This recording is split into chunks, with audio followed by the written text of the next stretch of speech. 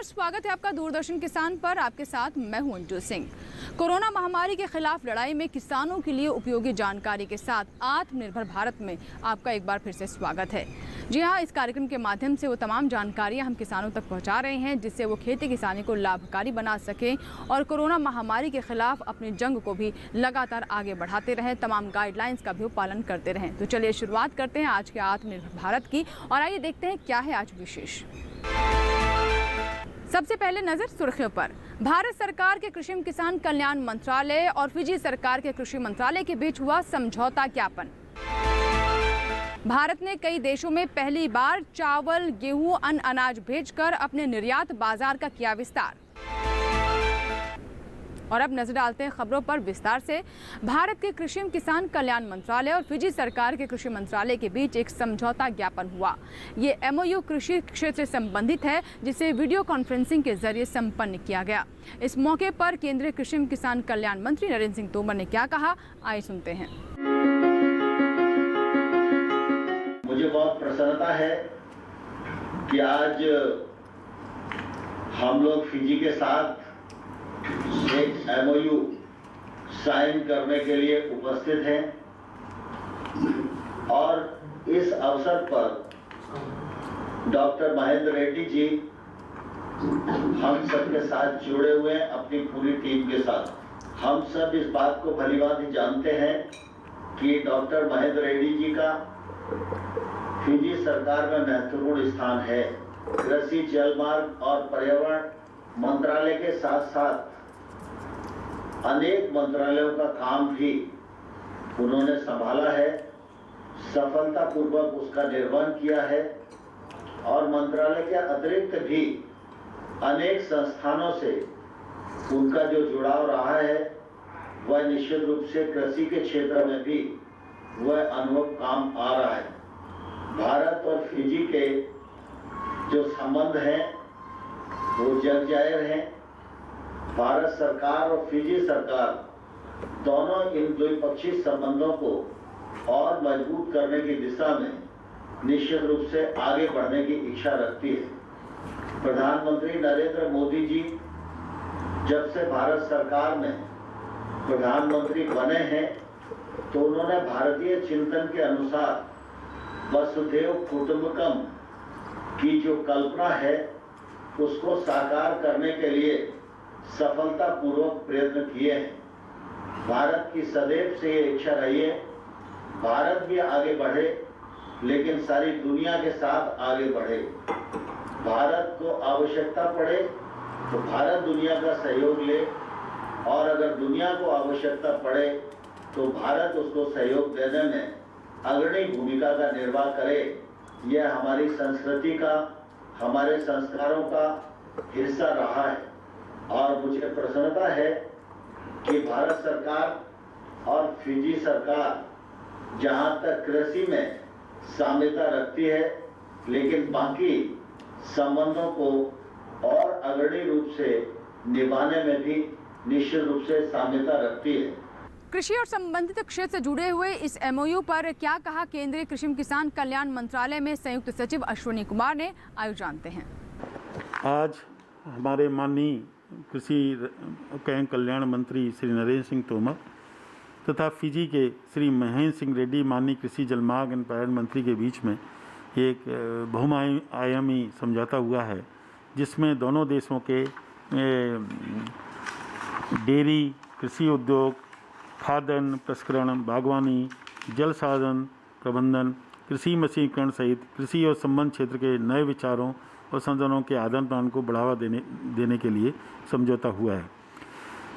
भारत और फिजी कृषि क्षेत्र में अनेक समानताएं हैं। इस समझौता ज्ञापन विशेष के विनियमों, मानव संसाधनों के विकास, कृषि अवसंरचना ढांचे, निजी क्षेत्रों के बीच संयुक्त उद्यमों के प्रोत्साहन, विपणन में निवेश को प्रोत्साहन करेगा तथा कृषि वस्तुओं के मूल्यवर्धन के माध्यम में निरंतर और दीर्घकालिक सहयोग की एक रूपरेखा बनाएगा। मुझे विश्वास है कि समझौते से, ज्ञापन से दोनों देशों के बीच बहुआयामी विकास सहयोग की अधिक मजबूत करने के लिए मील का पत्थर साबित होगा। इस समझौते के तहत दोनों तरफ के किसानों को बीज में, मशीनरीकरण में नई नई टेक्निक को यूज़ करने के लिए, जिससे कि अधिक से अधिक उत्पादन बढ़ाया जा सके और किसानों को लाभ प्राप्त कर सके। इससे किसानों को तकनीकी ज्ञान मिलेगा, जिससे उनको उत्पादन में बढ़ाने में सहयोग मिलेगा। भारत ने कई देशों में पहली बार चावल, गेहूं और अन्य अनाज भेजे हैं। इसी के साथ ही निर्यात बाजार में विस्तार भी किया है। आपको बता दें कि हमारे देश की तरफ से अंतर्राष्ट्रीय बाजार में संभावनाएं लगातार ढूंढी जा रही थी और इसी के परिणाम स्वरूप ये संभव हो पाया है। तो आइए देखते हैं इससे जुड़ी हमारी ये रिपोर्ट।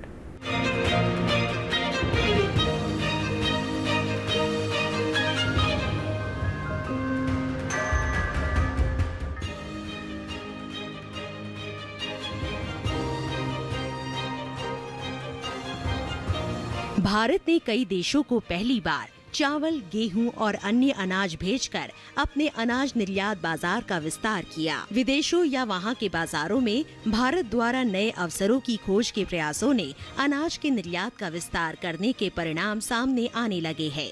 2020-21 में मुख्य रूप से चावल, बासमती और गैर बासमती, गेहूं और अन्य अनाजों के निर्यात में भारी बढ़ोतरी का कारण निर्यात को बढ़ावा देने में विभिन्न हितधारकों, किसानों, मिल मालिकों, निर्यातकों और सरकारी एजेंसियों के बीच अच्छा आपसी तालमेल और सहयोग है। एपीडा हितधारकों के सहयोग से अनाज उत्पादों के लिए बाजार तक पहुंच, उत्पादों की गुणवत्ता बनाए रखने और फाइटोसैनिटरी उपायों को सुनिश्चित करके नए अवसरों की खोज कर रहा है।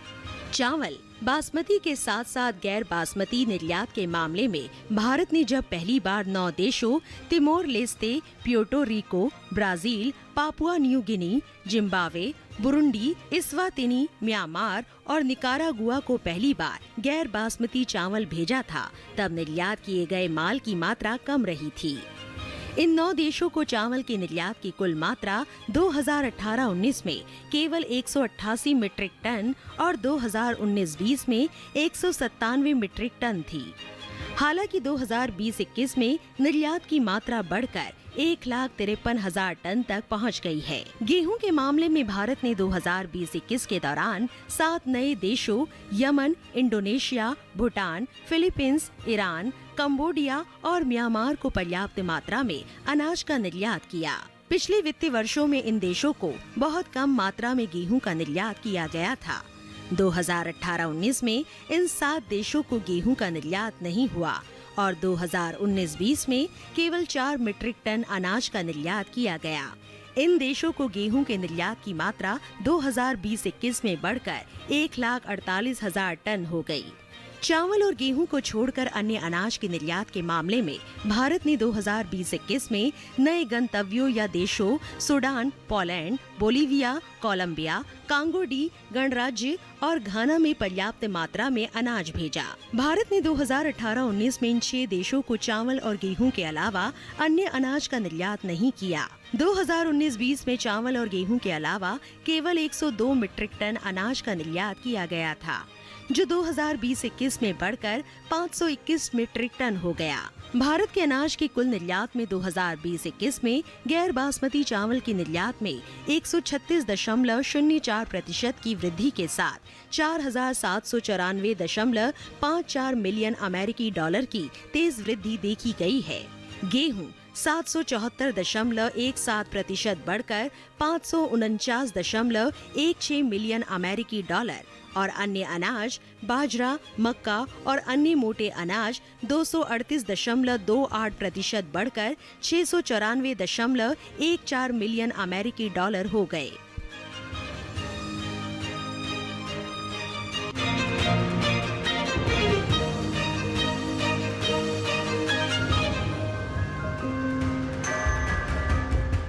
इसी के साथ ही यहाँ वक्त है एक छोटे से ब्रेक का। ब्रेक के बाद भी हमारा विशेष कार्यक्रम आत्मनिर्भर भारत जारी रहेगा। बने रहे हमारे साथ। छोटा सा ब्रेक।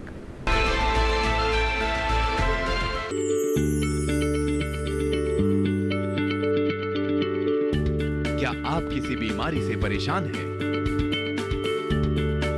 चाहते हैं डॉक्टर की सलाह?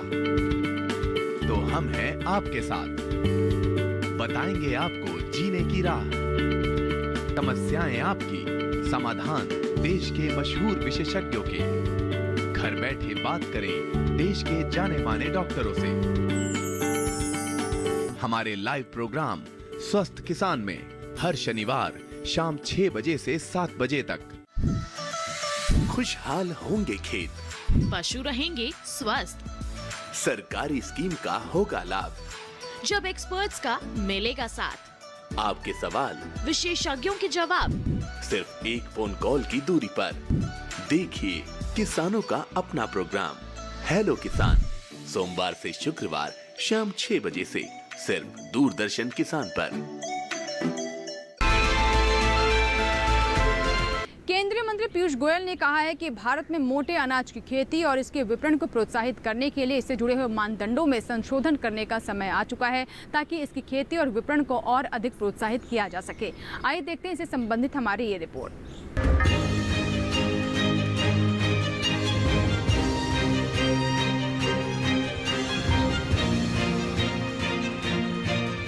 मोटे अनाज में मक्का, ज्वार, बाजरा और रागी जैसी फसलें आती है। ये अनाज न सिर्फ स्वास्थ्य के लिए लाभदायक है, बल्कि कृषि अर्थव्यवस्था में भी इनका बड़ा योगदान है। यही वजह है कि प्रधानमंत्री बाजरे की फसल को खास तौर से प्रोत्साहित करने की कोशिश कर रहे हैं। संयुक्त राष्ट्र महासभा ने भी वर्ष 2023 को अंतर्राष्ट्रीय बाजरा वर्ष के रूप में घोषित किया है।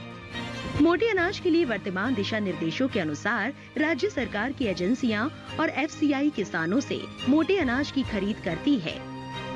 राज्य सरकार को दी गई खरीद अवधि 3 महीने से अधिक नहीं होनी चाहिए।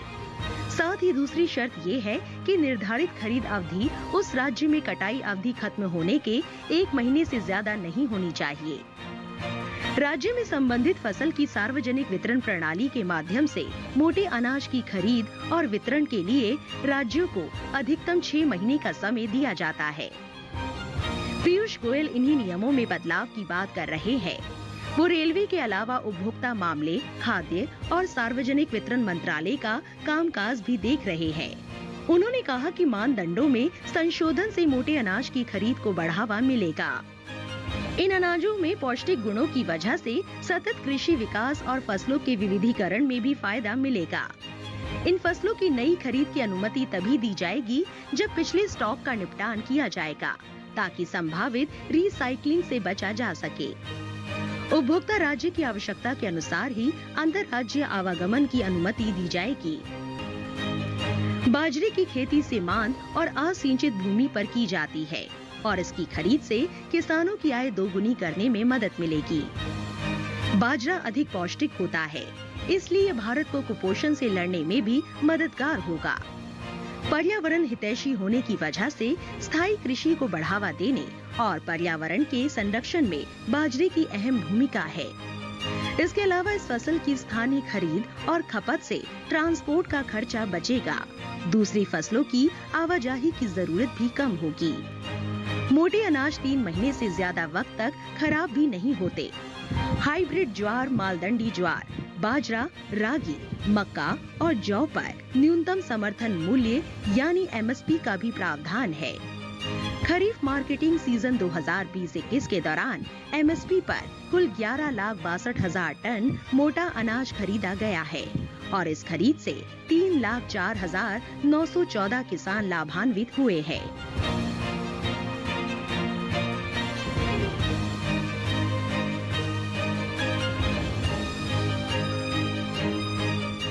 कृषि के समसामयिक कार्य में फसल विविधीकरण को लेकर कृषि वैज्ञानिक SS राठौर ने क्या जानकारी दी है, आइए जानते हैं।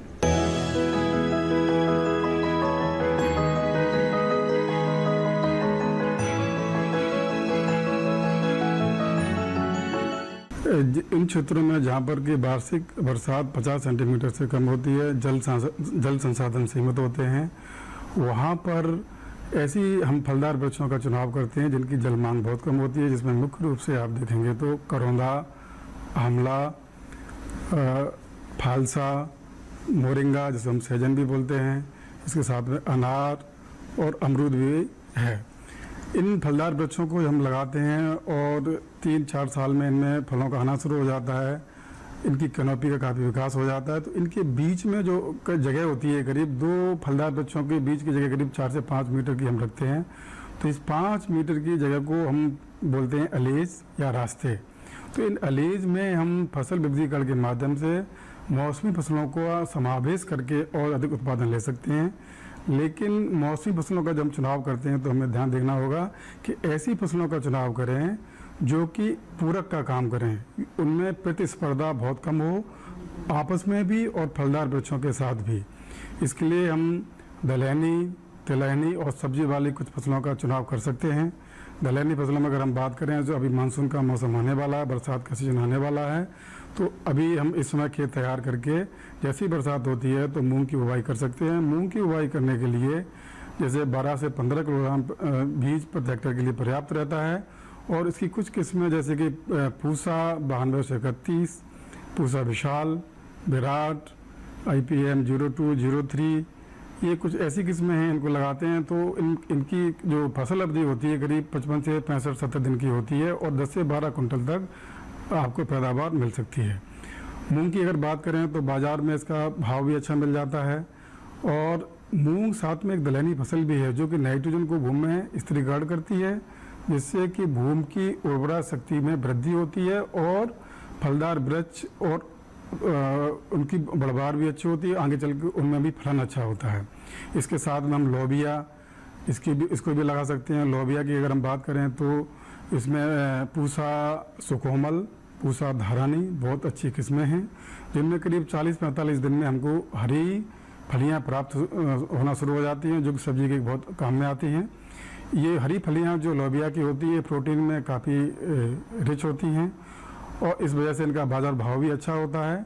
और एक क्रॉप से, एक फसल से लोबिया से करीब 6 से 7 टन तक हरी फलियों का हम उत्पादन ले सकते हैं। और इसके साथ साथ में जैसे जहाँ इन क्षेत्रों में हम ग्वार की फसल को भी लगा सकते हैं। ग्वार को हम कई सारे उपयोग के लिए इस्तेमाल करते हैं और इसकी हरी फलियाँ भी सब्जी के रूप में काम आती हैं। इसमें कुछ जैसे किस्में होती हैं RGC 1002, RGC 1003, ये इनको हम सब्जी के रूप में भी ले सकते हैं और दाने के रूप में भी ले सकते हैं। इसके साथ साथ में कुछ तिलहनी फसलें जैसे मूंगफली होती है, इसकी कैनोपी बहुत ज़्यादा नहीं बढ़ती है, स्प्रेडिंग टाइप की होती है, कुछ बंच टाइप की होती है, तो मूंगफली का भी हम इसमें समावेश कर सकते हैं। मूंगफली के साथ में सोयाबीन, ये भी दलहनी फसल है जो तेल के रूप में भी इस्तेमाल की जाती है। पानी को हम संरक्षित कर लेते हैं, भंडारण कर लेते हैं। तो रबी के मौसम में सरसों जो जल्दी पकने वाली किस्में होती हैं, जैसे पूसा सरसों 26, पूसा सरसों 28, और आलू भी जैसे कि ये कुपरी चिप्स होना, इनको अगर लगाते हैं तो ये देखा गया है कि 1 हेक्टेयर में किसान भाई 2 से लेकर 2.5 लाख रुपए नेट इनकम, शुद्ध लाभ प्रति हेक्टेयर से कमा सकते हैं।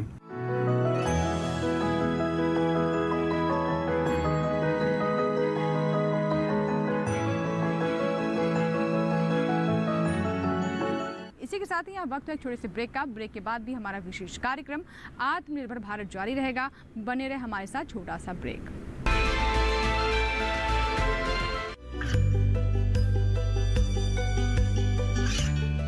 गांवों और पिछड़े क्षेत्रों में सरकारी योजनाओं की जानकारी पहुंचा। देश में कौशल और क्षमता विकास कर ग्रामीणों को सामाजिक बदलाव और विकास से जोड़ने की दूरदर्शन किसान की पहल चौपाल चर्चा देखें सोमवार से शुक्रवार सुबह 9 बजे। ये कामयाबी है अन्नदाता की। ये कहानी है खेत और खलिहानों की। कैसे करें अपने पशुओं की देखभाल, जानिए गांव-गांव के किसानों का हाल। देखिए गांव किसान सोमवार से शुक्रवार दोपहर 12 बजे सिर्फ डीडी किसान पर। कैच द रेन अभियान को लेकर जल शक्ति राज्य मंत्री रतनलाल कटारिया ने संसद के सभी सदस्यों से इस अभियान से जुड़ने का आग्रह किया है। आपको बता दें कि अभियान कई उपलब्धियां हासिल कर चुका है।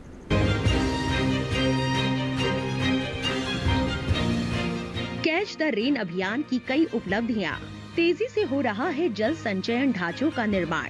अत्यधिक दोहन की वजह से भूजल स्तर लगातार नीचे जा रहा है और बरसात का पानी बहकर बेकार चला जाता है। इसी बात को ध्यान में रखते हुए प्रधानमंत्री ने catch the rain where it falls when it falls अभियान के बिगुल फूका। अभियान का उद्देश्य कृत्रिम पुनर्भरण संरचनाओं का निर्माण, मौजूदा तालाबों और जल निकायों को पुनर्जीवित करना, नए जलाशयों का निर्माण और चेक डैम की व्यवस्था करना है। रतनलाल कटारिया की ओर से भेजे गए पत्र में सभी सांसदों से अपने अपने निर्वाचन क्षेत्र में इस अभियान के लिए ब्रांड एम्बेसडर के रूप में काम करने को कहा गया है। जल शक्ति अभियान कैच द रेन 2019 में भी चलाया गया था। तब ये पानी की किल्लत वाले सिर्फ 1592 ब्लॉकों तक सीमित था, जबकि ऐसे ब्लॉकों की संख्या बहुत ज्यादा है। इस साल दायरा बढ़ाकर अभियान को पूरे देश में लागू कर दिया गया है।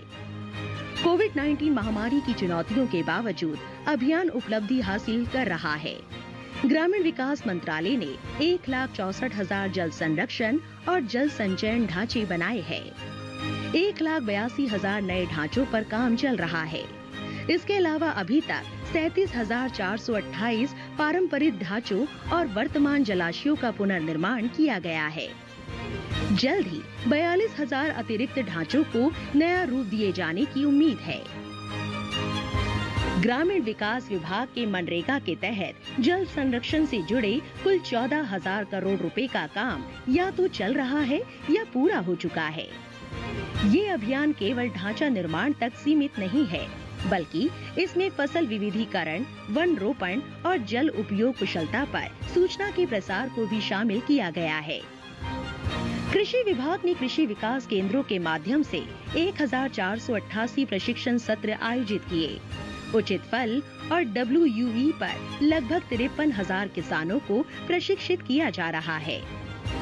बीज के लगभग 22,000 पैकेट और 2,35,000 पौधे वितरित करके किसानों से उचित फसल की ओर मुड़ने का आह्वान किया गया है।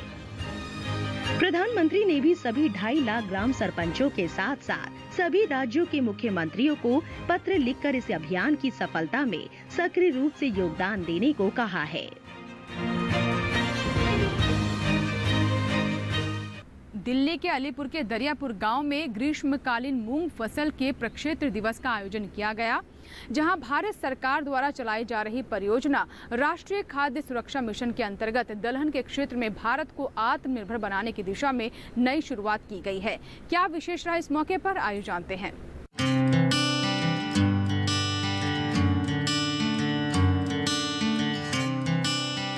कृषि विज्ञान केंद्र उजवा, राष्ट्रीय बागवानी अनुसंधान विकास प्रतिष्ठान नई दिल्ली द्वारा अलीपुर क्षेत्र के दरियापुर गांव में ग्रीष्मकालीन मूंग की फसल पर प्रक्षेत्र दिवस का आयोजन भारत सरकार की परियोजना राष्ट्रीय खाद्य सुरक्षा मिशन के अंतर्गत किया गया। इस कार्यक्रम के अवसर पर केंद्र के अध्यक्ष डॉक्टर PK गुप्ता ने उपस्थित किसानों का स्वागत करते हुए दिल्ली एवं देश भर में दलहनी फसलों के क्षेत्रफल, उत्पादन एवं राष्ट्रीय खाद्य सुरक्षा मिशन के बारे में अवगत कराया। इसी को ध्यान में रखते हुए कृषि विज्ञान केंद्र दिल्ली के द्वारा राष्ट्रीय खाद्य सुरक्षा मिशन के क्लस्टर अग्रिम पंक्ति प्रदर्शन के अंतर्गत दिल्ली देहात के विभिन्न गांव दरियापुर, नागल ठकरान, तेगीपुर एवं पल्ला आदि में किसानों के 50 प्रक्षेत्रों 20 हेक्टेयर मूंग की उन्नत किस्म MH 421 का प्रदर्शन लगवाई, जिसमें किसानों को मूंग की उन्नत किस्म का बीज के साथ बीज उपचार के लिए राइजोबियम एवं फास्फोरस घुलनशील बैक्टीरिया ट्राइकोडर्मा व सल्फर का वितरण किया गया। डॉक्टर PK गुप्ता ने बताया कि सभी किसान भाइयों को मूंग की फसल से प्राप्त बीज को सभी किसानों को वितरण करें, ताकि मूंग के क्षेत्र में बढ़ावा हो सके। हम लोगों ने ये बताने का प्रयास किया कि पौधों को कितने पोषक तत्व की आवश्यकता है, उनकी न्यूट्रिशन वैल्यू क्या है और उनका प्रयोग कब करना चाहिए, कैसे करना चाहिए। इसके अलावा हम लोगों ने भी बताने का प्रयास किया है कि उर्वरक का प्रयोग तभी करें जब आपकी मृदा स्वास्थ्य की जांच हो जाए, और जांच करने के लिए मृदा सैंपलिंग कैसे करेंगे, मृदा नमूना कैसे लेंगे, उसे टेस्ट करवाएंगे और उसके रिपोर्ट आने के बाद ही आप जो भी फसल ले सकते हैं उसका आप प्रयोग करेंगे। ये हम लोगों ने बताने का प्रयास किया। और आपको ये भी बताना चाहूँगा कि दरियापुर गाँव में एक प्रगतिशील किसान है जो कि नेशनल अवार्डी भी हैं, श्री सत्यवान जी, उनके गांव पे ये प्रोग्राम किया गया, क्योंकि he is the emperor of leader है, एम्परर भी इस एरिया में, और इनको काफ़ी किसान फॉलो करते हैं। नियर अबाउट 50 से 60 किसानों ने पार्टिसिपेट किया और इसमें जो तत्व थे क्या है, और उर्वरक पे जो भारत सरकार की अभी जो सब्सिडी योजना कल परसों लागू हुई उसके बारे में हम लोगों ने बताने का प्रयास किया। और खरीफ उर्द जो मिनिमम सपोर्ट वैल्यू है उसके ऊपर जो किसान जानना चाह रहे थे, जो भारत सरकार ने परियोजना है जिसने अनाउंस किया, वह भी हम लोगों ने बताने का प्रयास किया। कार्यक्रम में प्रगतिशील किसान श्री सत्यवान, श्री रविंद्र कुमार, श्री संगीत, श्री जय भगवान, श्री मनीष कुमार एवं अन्य साथी किसानों ने प्रदर्शित फसल के बारे में अपने अनुभव साझा करते हुए काफी खुशी व्यक्त की। इस कार्यक्रम में लगभग 60 किसानों ने भाग लिया। हमने जो मूंग का बीज दिया था कृषि विज्ञान केंद्र ने, हमने वो मूंग लगाई है। उस मूंग से जो हमने पीछे जो है उसमें धान लगाना है, तो हमारे पूर्वज भी परम वैज्ञानिक थे, वो भी कहते थे पहले मूंग बाद में धान, उसको कहते चतुर किसान। जिस खेत में हमने धान लगाना है उसमें मूंग लगा दी, तो उसमें एक तो हरी खाद मिल गई और राइजोबियम के बैक्टीरिया नाइट्रोजन फिक्स करते हैं, उससे नाइट्रोजन की भी लगभग पूर्ति हो जाती है और उससे हमारा ऑर्गेनिक धान अच्छे से जो है मतलब उसको नाइट्रोजन की ज़रूरत नहीं पड़ेगी। तो इससे 120 रुपये किलो हमने पहले ही मूंग बुक कर ली है और इससे हमारे को जो बीच में थोड़ा टाइम मिला, इसमें हमने मूंग से अच्छा लाभ प्राप्त किया। और मैं और किसान भाइयों से भी ये कहूँगा कि बीच में जो ग्रीष्म काल का जो समय होता है उसमें मूंग लगाएं, जिससे दलहन भी पैदा होगी और ज़मीन की उर्वरा शक्ति भी बढ़ेगी। जो हमने गेहूं धान करते करते करते करते ज़मीन को जो है एकदम ख़राब कर लिया है, उससे बीच में कुछ ने दलहन लगाएं या और भी कोई जो है ढांचा लगा करके हम उसकी जुताई कर देते, हरी खाद के रूप में हमारे को खाद प्राप्त होगा। तो ये था हमारा आज का विशेष कार्यक्रम आत्मनिर्भर भारत। उम्मीद करते हैं कार्यक्रम में दिखाई गई जानकारियां हमारे किसानों के लिए लाभकारी साबित होंगी। आप हमसे YouTube के माध्यम से भी जुड़ सकते हैं। तरीका बहुत आसान है, इस QR कोड को स्कैन करें और YouTube पर किसी भी समय हमारे इस कार्यक्रम को आप देख सकते हैं। इसी के साथ ही दीजिए इजाज़त। नए अंक में नई जानकारियों के साथ आत्मनिर्भर भारत में फिर होगी आपसे मुलाकात, लेकिन आप बने रहें दूरदर्शन किसान के साथ। नमस्कार।